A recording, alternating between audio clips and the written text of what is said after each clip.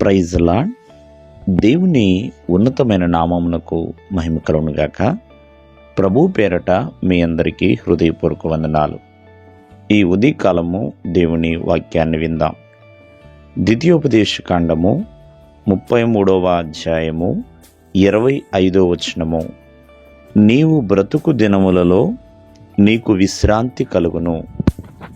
ప్రేమైన వల్లరా, అంటే బ్రతుకు దినములు అంటే జీవించిన కాలమండి, మన యొక్క జీవిత కాలములో విశ్రాంతి అంటే నెమ్మది. ప్రేమైన వర్లరా, అటువంటి నెమ్మది కలగాలి అన్నా, ప్రశాంతత ఉండాలి అన్నా కొన్ని పనులు చేయాలండి.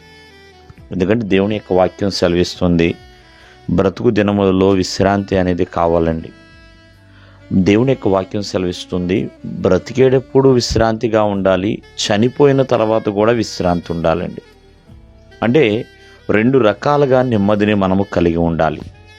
అది ఎలాగో అంటే, బ్రతుకు దినాల్లో మనము నెమ్మది కలిగి ఉండాలంటే మొట్టమొదటిగా దేవుని యొక్క ఉపదేశాన్ని అంగీకరించాలి, వినాలి. అంతా నాకే తెలుసు అనే ఆలోచన కాదండి.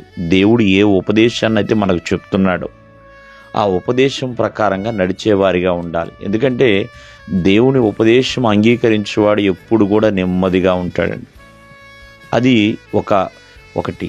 రెండవదైతే ప్రియమైన వల్లరా, అందరి కొరకు ప్రార్థన చేసేవారిగా ఉండాలి. మనము సుఖముగాను నెమ్మదిగాను బ్రతుకు నిమిత్తము ప్రజలందరి కొరకు, అంటే మనుషులందరి కొరకు మనం ప్రార్థన చేయాలండి. అందులో అధికారులు ఉన్నారు ప్రియమైన వల్లరా, అందులో రాజులు ఉన్నారు. ఇట్లా ప్రతి ఒక్కరి కొరకు కూడా మనము ప్రార్థన చేసేవారిగా ఉండాలండి. అంతేకాకుండా మనము నెమ్మదిగా బ్రతకాలంటే మూడవదిగా ప్రియమైన వల్లరా, ఆ ప్రభువునందు విశ్వాసం ఉంచాలి, నమ్మకం ఉంచాలండి. భక్తుడైన మోషే కానీ యెహోషువలు కానీ వారి విశ్వాసం ఉంచారు కాబట్టి ఇశ్రాయేలు ప్రజల్ని నడపగలిగారండి, నడిపించగలిగారు. లేకపోతే ఎట్లా నడిపించగలిగేవాళ్ళండి? ప్రభువునందు విశ్వాసం ఉంచారు కాబట్టి.